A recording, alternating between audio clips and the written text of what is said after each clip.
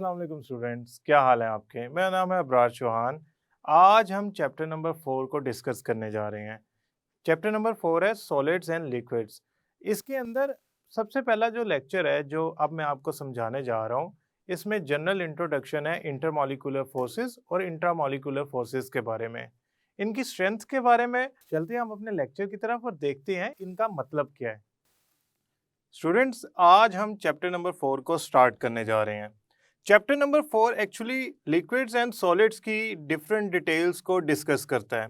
इससे पहले हमने चैप्टर में पढ़ा था जो कि गैसेस का एक चैप्टर था कि गैसेस की क्या प्रॉपर्टीज होती हैं, उस पे कौन से लॉज अप्लाई होते हैं और जो डिफरेंट हमारे पास लॉज हैं उनकी एप्लीकेशन क्या है। इसके अलावा गैसेस डिफ्यूज करती हैं, फ्यूज करती हैं। काइनेटिक मॉलिक्यूलर थ्योरी जो गैसेस का बिहेवियर शो करती है उसको हमने डिस्कस किया था। इस टाइम हमारा focus of discussion liquids and solids है। इस चैप्टर के अंदर हम लिक्विड्स के या सॉलिड्स के बारे में डिफरेंट थ्योरीज को डिस्कस करेंगे। सबसे पहले जो हम डिस्कस करने जा रहे हैं वो है इंटरमॉलिक्यूलर फोर्सेस, यानी कि मॉलिक्यूल्स के दरमियान पाई जाने वाली फोर्सेस ऑफ अट्रैक्शन। उसके बाद हम एक लिक्विड क्रिस्टल को डिस्कस करेंगे। उसके बाद हम सॉलिड्स को डिस्कस करेंगे कि क्रिस्टलाइन सॉलिड्स की क्या प्रॉपर्टीज हैं। इसके अलावा कोवलेंट सॉलिड्स यानी कि different type of solid, metallic solid, ionic solids, इन सारों को हम डिस्कस करेंगे इस चैप्टर के अंदर। इस चैप्टर के अंदर से एक long question, multiple short questions जरूर आते हैं, लेकिन सबसे ज्यादा इंपॉर्टेंट बात यह है कि ये चैप्टर आपको इस लॉजिक को समझाने की कोशिश कर रहा है कि जो स्टेट ऑफ मैटर्स हैं इनमें अगर आप गैस की बात कर रहे हो तो उसकी प्रॉपर्टीज लिक्विड एंड सॉलिड से डिफरेंट होती हैं। अगर आप सॉलिड की बात कर रहे हो तो सॉलिड के अंदर फर्दर क्लासिफिकेशन है। मसलन कुछ सॉलिड क्रिस्टलाइन होते हैं, कुछ अमोर्फस होते हैं। अगर मैं बॉन्ड के लिहाज से बात करूं तो कुछ कोवलेंट सॉलिड होते हैं, कुछ आयनिक सॉलिड्स होते हैं।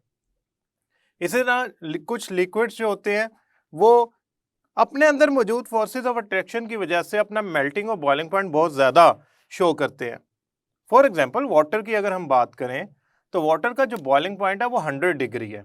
उसकी वजह उसमें पाई जाने वाली फोर्स ऑफ अट्रैक्शन है मॉलिक्यूल्स के दरमियान। तो इस तरह हमें लिक्विड्स एंड सॉलिड की बहुत सारी डिटेल समझ आ जाती हैं जो हम इस चैप्टर के अंदर डिस्कस करेंगे। सबसे पहले तो हम चलते हैं चैप्टर के इंट्रोडक्शन की तरफ और इसको मूव करवाते हैं टुवर्ड्स इंटरमॉलिक्यूलर फोर्सेस की तरफ। तो सबसे पहले हम चलते हैं चैप्टर के इंट्रोडक्शन की तरफ। सबसे पहले तो ये बात है कि हमारे पास मैटर होता है क्या है।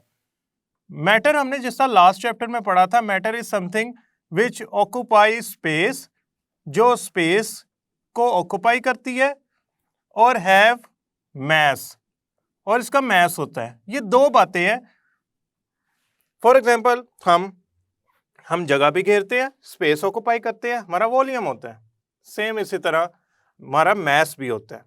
हम में से अक्सर का वजन जो है आप लोगों ने अक्सर किया होगा 60, 70, 80 kg। This is actually the mass which produces the weight. और जो स्पेस हम ऑक्यूपाई करते हैं वो भी आप जानते हैं कि अगर एक बस है उसमें ज़्यादा से ज़्यादा लोग इकट्ठे हो जाएं तो वो बस फिल हो जाती है, उसमें और लोगों की गुंजाइश नहीं बचती। इवन अगर मैं आपसे बात करूं, चेयर जिसके ऊपर बैठे हुए आप ये लेक्चर सुन रहे हैं वो भी तो एक मैटर है। क्यों? वो भी तो जगह घेर रही है, उसका भी तो महसूस उठाना पड़ रहा है, उठा के रखना पड़ता है। हाँ, कुछ मैटर हल्के होते हैं, कुछ भारी होते हैं।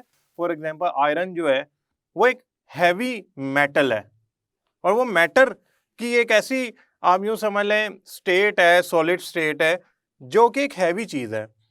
अगर मैं एक आयरन का बॉल लूं और एक मैं बैलून लूं जिसके अंदर एयर फील्ड है, तो एयर का तो मैस ही आपको लगेगा है ही नहीं उस आयरन के मुकाबले में। सो यस, मैटर एग्जिस्ट, मगर इसका हरगिज मतलब नहीं है कि उनका सारों का ही मैस ज्यादा होता है या सारी बहुत ज्यादा वॉल्यूम ऑक्यूपाई करते हैं। मैटर की स्टेट्स होती हैं। वो कौन कौन सी स्टेट्स होती हैं हमारे पास? मैटर की जो स्टेट्स अवेलेबल हैं जिसको हम डिस्कस करने जा रहे हैं वो हैं gas, liquid and solid. Yes, there is another state, plasma, जो फोर्थ स्टेट ऑफ मैटर है। इसको हम लास्ट चैप्टर में डिस्कस कर चुके हैं। सो अभी हम इसको नहीं डिस्कस कर रहे। अभी हमारे पास ये तीन स्टेट्स ऑफ मैटर हैं। गैसेस को जब हमने लास्ट टाइम डिस्कस किया था ना, तो हमारा एक पॉइंट पे बहुत ज़्यादा जोर था कि गैसेस के अंदर जो फोर्सेस ऑफ अट्रैक्शन होती हैं वो इंतहाई कम होती हैं, जिसकी वजह से उसके मॉलिक्यूल्स एक दूसरे के करीब नहीं रह पाते और वो इंडिपेंडेंटली मूव कर रहे होते हैं। लेकिन ये बात सॉलिड्स और लिक्विड्स के लिए कोई आप यूँ समझ लें एप्लीकेबल नहीं है। सॉलिड्स और लिक्विड्स जो होते हैं they have very good forces of attraction, इनके अंदर फोर्सेस ऑफ अट्रैक्शन बड़ी स्ट्रांग होती है। फॉर एग्जांपल मैं लिक्विड की बात करूं, लिक्विड्स के अंदर जो मॉलिक्यूल्स होते हैं उनमें फोर्सेस ऑफ अट्रैक्शन बड़ी स्ट्रांग होती हैं, जिसकी वजह से वो लिक्विड स्टेट में चला जाता है। फॉर एग्जांपल हम अगर यहाँ पे गैस के मॉलिक्यूल बनाए तो ये है गैस के मॉलिक्यूल, ये एक दूसरे से बहुत दूर है। ये एक दूसरे से दूर होने की वजह ये है कि एक दूसरे को अट्रैक्ट करके करीब नहीं ला पा रहे। अगर इनमें फोर्स ऑफ अट्रैक्शन स्ट्रांग होती तो ये एक दूसरे के करीब जाके रुक जाते या करीब करीब रहते एटलीस्ट, ठीक है, रुकते ना भी, हल्का फुल्का वाइब्रेट कर रहे होते तो एटलीस्ट करीब तो रहते। लेकिन इनकी फोर्स ऑफ अट्रैक्शन इतनी स्ट्रांग नहीं है कि वो इनको खींच के एक दूसरे के करीब रख सके। ये है गैस की स्टेट, ये है first state of matter. Second state of matter क्या है? लिक्विड। लिक्विड में गैस के मुकाबले में फोर्सेस ऑफ अट्रैक्शन बहुत ज्यादा स्ट्रांग होती हैं, लिहाजा उसके मॉलिक्यूल एक दूसरे के करीब करीब होते हैं। सॉलिड में लिक्विड से भी ज्यादा फोर्सेस ऑफ अट्रैक्शन स्ट्रांग होती हैं, ये थर्ड स्टेट ऑफ मैटर है। और इसमें मॉलिक्यूल्स या एटम्स जो भी जिससे भी ये सॉलिड मिलके बना है वो स्ट्रांगली हेल्ड होते हैं, अपनी जगह पे होते हैं, वाइब्रेट कर रहे होते हैं, but they could not move like liquid and gases. So सबसे ज्यादा strongest forces of attraction solid में होती हैं, देन लिक्विड में, और गैसेस में फोर्सेस ऑफ अट्रैक्शन ना होने के बराबर होती हैं, वरना ये गैस स्टेट ना रहे, लिक्विड या सॉलिड में आ जाए। सो इसका मतलब ये हो गया कि हमें फोर्सेस ऑफ अट्रैक्शन को स्टडी कर लेना चाहिए जो कि मैटर की डिफरेंट स्टेट्स के अंदर एग्जिस्ट करती हैं, जिसकी वजह से ये सारा स्टेट्स ऑफ मैटर का डिस्टिंग्विश हुआ है एक दूसरे से। फोर्सेस ऑफ अट्रैक्शन का बात करने से पहले जरा हम देखते हैं कि किस किस्म की फोर्सेस ऑफ अट्रैक्शन एग्जिस्ट कर सकती है बिटवीन मैटर। हमारे पास दो किस्म की फोर्सेस ऑफ अट्रैक्शन है जो मैटर के दरमियान एग्जिस्ट कर सकती हैं। The first one is intra molecular forces. Intra का मतलब होता है किसी चीज के अंदर, और मॉलिक्यूल तो मॉलिक्यूल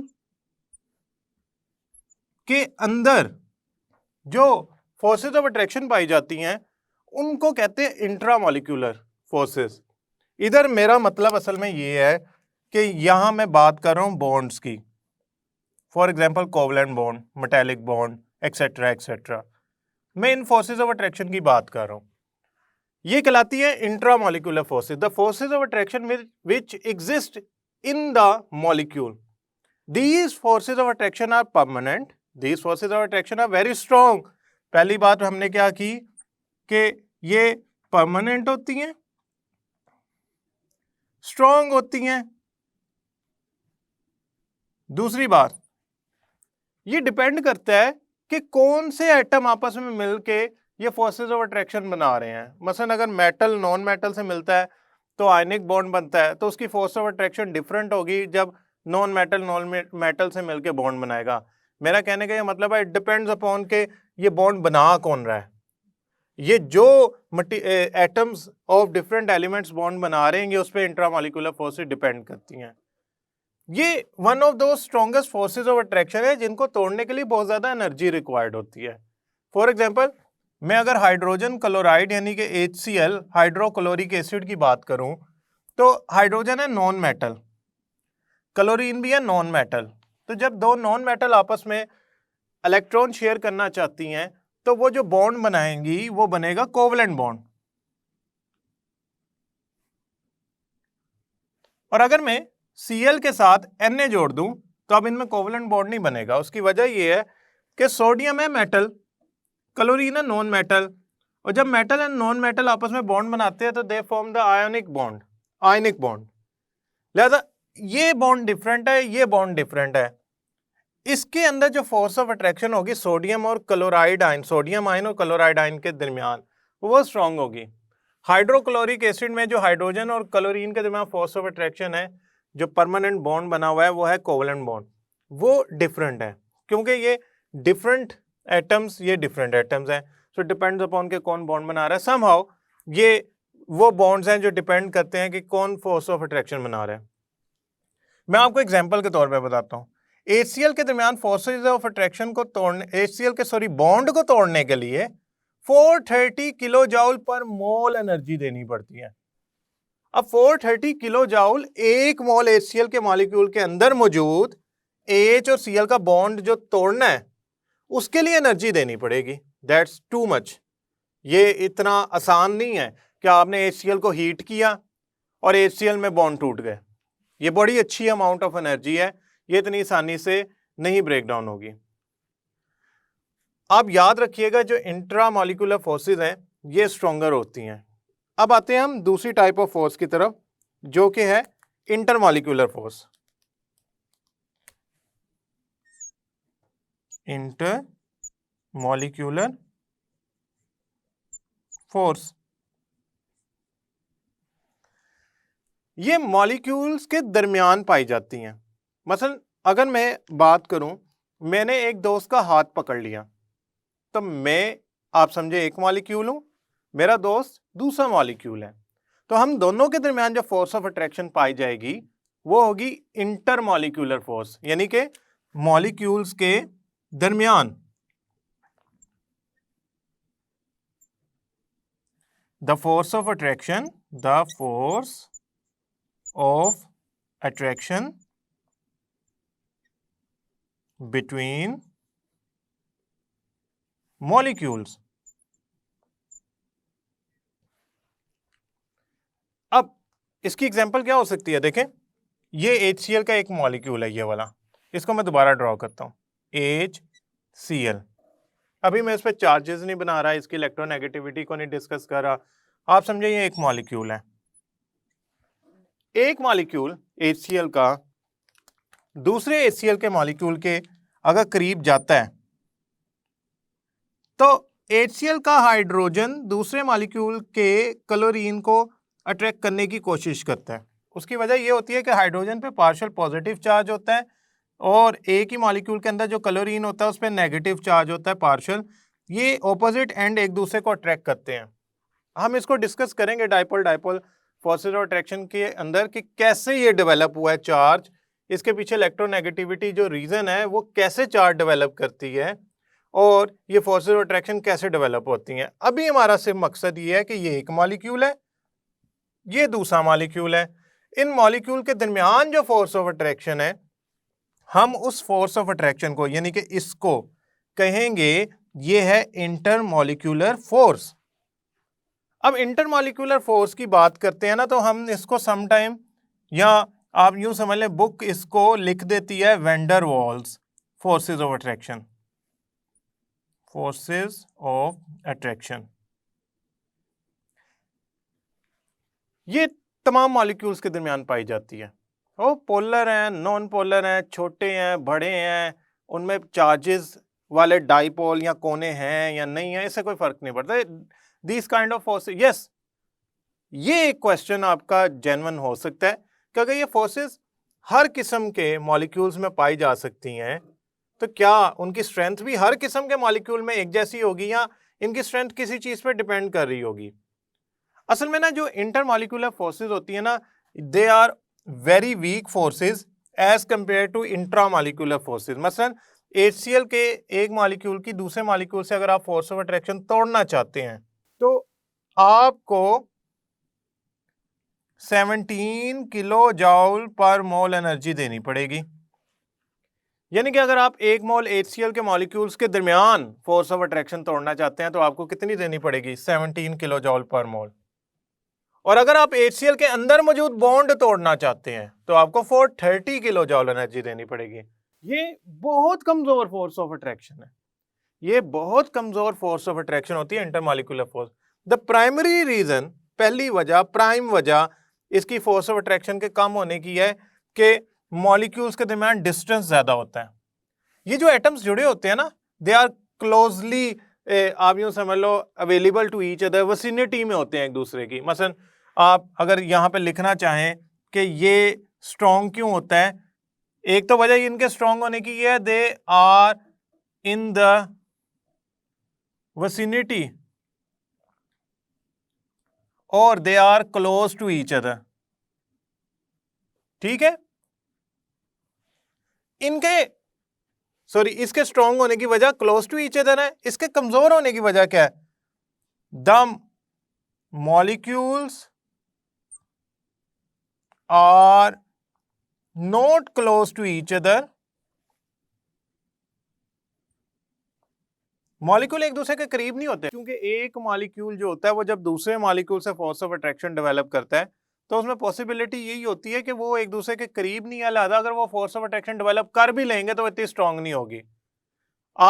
मैंने अब जब अपने दोस्त का हाथ पकड़ा हुआ था तो उसके साथ जो मेरी फोर्स ऑफ अट्रैक्शन थी वो बड़ी स्ट्रांग थी। जितना मैं उससे दूर होता जाऊंगा उतना वो मेरे से फासला बढ़ता जाएगा, उसका उतनी उसके मेरे में दूरी ज्यादा आती जाएगी और हमारी जो फोर्स ऑफ अट्रैक्शन है, दोस्ती है, वो कम होती जाएगी। तो मॉलिक्यूल्स में भी यही होता है। अगर आप मॉलिक्यूल समझते हैं कि लिक्विड फॉर्म में है, वो थोड़े करीब होते हैं, उनमें इंटरमॉलिक्यूलर फोर्सेस स्ट्रांग होती हैं, बेहतर होती हैं। लेकिन अगर आप यही बात अप्लाई करना चाह रहे हैं गैसेस में, वो गैस का एक मॉलिक्यूल तो अगर इस कोने पे है तो दूसरा तो यहाँ पे होगा, बल्कि इससे भी आगे होगा। अगर मैं मॉलिक्यूल का size as a size of football में एज्यूम करूं तो इनमें 300 गुना का फासला होता है। तो आप समझ लें अगर एक फुटबॉल यहाँ पे है तो उसका 300 गुना कितनी दूर बनेगा, इतना फासला होगा उनका आपस में। तो क्या उन्होंने फोर्स ऑफ अट्रैक्शन आपस में मेंटेन किए रखनी है। थर्मल एनर्जी भी वजह हो सकती है, उनमें एनर्जी मौजूद है, वो मूव कर रहे हैं, so they could not hold each other. Somehow intermolecular forces आपस में फासला ज्यादा होने की वजह से इतनी स्ट्रांग नहीं होती, मॉलिक्यूल्स के दरमियान फासला ज्यादा होने की वजह से। लेकिन जो बॉन्ड बना होता है ना, वो तो एटम्स बड़े करीब होते हैं, एक दूसरे की विसिनिटी में होते हैं, एक दूसरे का वैलेंस शेल ओवरलैप करना होता है, वो किया होता है। यहाँ अगर उन्होंने इलेक्ट्रॉन गेन या लूज करना है तो वो किया होता है। यहाँ मेरा मतलब हरगिज ये नहीं है कि वैलेंस इलेक्ट्रॉन्स या नंबर ऑफ इलेक्ट्रॉन ज्यादा हो या कम हो, यानी कि किसी एटम का साइज बड़ा हो यानी कि उसमें इलेक्ट्रॉन्स की तादाद ज्यादा हो, यानी कि एटॉमिक नंबर ज्यादा हो। मेरा यहाँ मतलब ये है कि वैलेंस इलेक्ट्रॉन्स की तादाद 6 है, उसने 2 इलेक्ट्रॉन गेन करने हैं, 8 पूरे करने हैं। ऑक्सीजन की बात कर रहा हूँ, ऑक्सीजन के वैलेंस शेल में मतलब यहाँ पे मैं लिखता हूँ ऑक्सीजन, उसका एटॉमिक नंबर होता है 8, उसके इनर शेल में होते हैं 2, वैलेंस शेल में होते हैं 6 इलेक्ट्रॉन। इलेक्ट्रॉनिक कॉन्फ़िगरेशन क्या होती है, 1s2 2s2 2p4। अब इसके वैलेंस शेल में है 6 इलेक्ट्रॉन, इसको 2 इलेक्ट्रॉन चाहिए तो उसके 8 हो जाएंगे, यानी कि कौन सा रूल पूरा हो जाएगा, ऑक्टेट रूल पूरा हो जाएगा। तो ये क्या हो जाएगा, ये स्टेबल हो जाएगा। लिहाजा इसकी कोशिश होगी ये 2 इलेक्ट्रॉन किसी तरह भी मैं हासिल कर लूं, चाहे तो मैं शेयर करके हासिल कर लूं, चाहे तो मैं गेन करके हासिल कर लूं, मैंने ये 2 इलेक्ट्रॉन इस्तेमाल खींचने हैं, पूरे करने हैं। अगर तो वो फॉर एग्जांपल शेयर करता है तो वो कोवेलेंट बॉन्ड बनाएगा। तो इसका मतलब मैं जब बॉन्ड का लफ्ज बोला तो वैलेंस शेल में इलेक्ट्रॉन की तादाद जिस चीज को तंग कर रही है, जिस चीज पे इफेक्ट कर रही है, वो है intramolecular force. Intermolecular force bond बन गया, HCl बन गया, वाटर बन गया, ऑक्सीजन बन गई, कार्बन मॉलिक्यूल बन गया है। अब मॉलिक्यूल बनने के बाद जब एक दूसरे मॉलिक्यूल से फोर्स ऑफ अट्रैक्शन डेवलप करेगा तो उसको हम कहेंगे इंटरमॉलिक्यूलर फोर्स। उसमें मैंने कहीं नहीं जिक्र किया उसके वैलेंस शेल में 8 है तो ये इंटरमॉलिक्यूलर फोर्स ये वाली होगी, उसके वैलेंस शेल में 2 है तो ये वाली होगी। नो, एक मॉलिक्यूल के वैलेंस शेल में कितने इलेक्ट्रॉन्स हैं या अगर इलेक्ट्रॉन मौजूद हैं तो उनकी तादाद कम है ज्यादा, इससे कोई लेना देना नहीं है। उसका लेना देना हाँ इससे जरूर है कि ओवरऑल नंबर ऑफ इलेक्ट्रॉन कितने हैं। अगर एक एटम में 8 इलेक्ट्रॉन है और एक एटम में 2 इलेक्ट्रॉन है तो definitely they would have a different nature of forces of attraction. मसलन नोबल गैसेस में इंटरमॉलिक्यूलर फोर्सेस किसी और किस्म की होती हैं।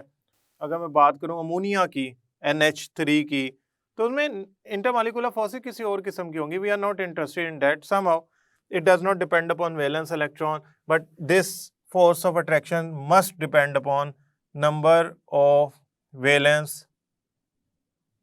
electrons.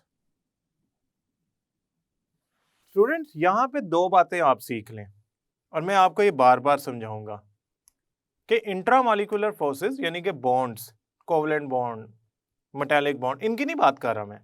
अभी हम जो बात कर रहे हैं वो इंटरमॉलिक्यूलर फोर्सेस की हैं। इंटरमॉलिक्यूलर फोर्सेस क्या होती हैं? The forces of attraction between molecules, मैं उनकी बात कर रहा हूँ। उन या वैन डर वाल फोर्सेस ऑफ अट्रैक्शन की बात कर रहा हूँ। ये कमज़ोर फोर्सेस ऑफ अट्रैक्शन है, इनको तोड़ना आसान काम है। ये मॉलिक्यूल के दूर दूर रहने की वजह से या होने की वजह से, फासला ज़्यादा होने की वजह से मॉलिक्यूल्स में ये कमज़ोर होती हैं। दूसरी बात ये है कि इन फोर्सेस ऑफ अट्रैक्शन की कुछ टाइप्स हैं जो हम पढ़ने जा रहे हैं। इनमें कौन कौन सी टाइप है ज़रा मैं लिख देता हूँ, देन हम चलते हैं इसकी फर्स्ट टाइप की तरफ। The first, dipole dipole forces of attraction. ये फर्स्ट टाइप है इंटरमॉलिक्यूलर फोर्स की। दूसरी, ion dipole force of attraction. तीसरी, dipole induced dipole force of attraction. तीसरी, dipole induced dipole force of attraction. Fourth, London, Fritz London, that was a scientist जिसका नाम है London dispersion force. ये different है। Hydrogen bonding भी है, वो लेटर ऑन हम डिस्कस करेंगे कि ये आम इंटरमॉलिक्यूलर फोर्सेस से डिस्टिंग्विश्ड क्यों है, उसमें ऐसी क्या खसूसियत है। अभी ये 4 इंटरमॉलिक्यूलर फोर्सेस जो हैं हम डिस्कस करेंगे नेक्स्ट लेक्चर के अंदर। इस लेक्चर के अंदर स्टूडेंट्स आपने जो 2 बातें याद रखनी है वो कौन सी हैं? पहली बात, मैटर की स्टेट्स इसलिए सॉलिड, लिक्विड, गैस में है क्योंकि उनमें फोर्सेस और अट्रैक्शन का फर्क है। फोर्सेस और अट्रैक्शन से यहाँ मैं मुराद ले रहा हूँ इंटरमॉलिक्यूलर फोर्सेस। इंटरमॉलिक्यूलर फोर्सेस जो होती हैं वो लिक्विड्स और सॉलिड्स में as compare to gas strong होती हैं। इंटरमॉलिक्यूलर फोर्सेस, इंट्रामॉलिक्यूलर फोर्सेस दो डिफरेंट टर्म्स हैं। इंट्रामॉलिक्यूलर फोर्स का मतलब है मॉलिक्यूल के अंदर बॉन्ड्स, इंटरमॉलिक्यूलर फोर्सेस का मतलब मॉलिक्यूल के दरमियान। स्टूडेंट्स ये वैल्यूज, ये 2 वैल्यूज आप जरूरी नहीं इन्हीं का ही एग्जांपल दो, वाटर की एग्जांपल दे सकते हैं, आप अमोनिया की एग्जांपल दे सकते हैं। ये 2 डिफरेंशिएशन आपको आनी चाहिए। This is a short question, this would be a important short question के write down the difference between intermolecular force और इंट्रा। इंटर और इंट्रा में जो फर्क है वो डेफिनेशन का है, ये स्ट्रॉन्ग होती है इंट्रा, ये वीक होती है। इसमें डिस्टेंस चूंकि मॉलिक्यूल का ज्यादा होता है, that's why it is weaker. Then आप एग्जांपल देंगे, देन बताएंगे कि ये वैलेंस इलेक्ट्रॉन से इसका बहुत इंपॉर्टेंट रिलेशन होता है, it has nothing to do. और दूसरा, फोर्सेस और अट्रैक्शन की टाइप्स। स्टूडेंट्स याद रखिएगा, इंटरमॉलिक्यूलर फोर्सेस मॉलिक्यूल्स के दरमियान होती हैं, इंट्रामॉलिक्यूलर फोर्सेस मॉलिक्यूल के अंदर होती हैं, जिनको कोवलेंट बॉन्ड कहते हैं। वैन डर वाल फोर्सेस या इंटरमॉलिक्यूलर फोर्सेस वीक होती हैं, इंट्रामॉलिक्यूलर फोर्सेस स्ट्रॉन्ग होती हैं। और जो मैंने आपको डिटेल्स बताई हैं उनको जहन में रखिएगा, याद रखिएगा। नेक्स्ट लेक्चर तक के लिए अल्लाह हाफिज।